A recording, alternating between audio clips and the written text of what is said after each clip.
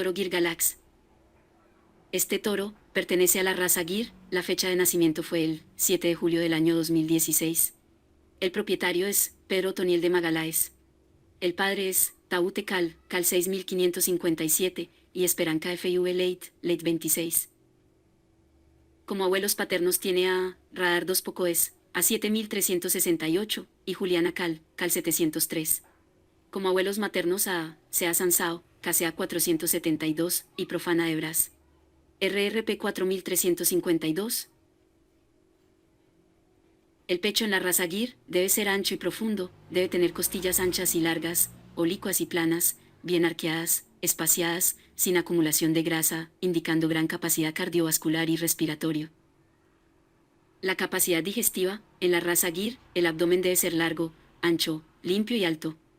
Debe ser voluminoso, dejando ver la forma de un barril, lo que indica gran capacidad digestiva.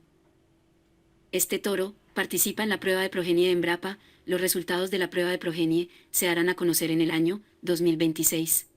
Este toro transmite a su descendencia beta-caseína 1A2. Este toro tiene disponible genética sexada. Si quieres adquirir la genética de este toro, en la descripción del video te dejaremos los datos de contacto del distribuidor autorizado.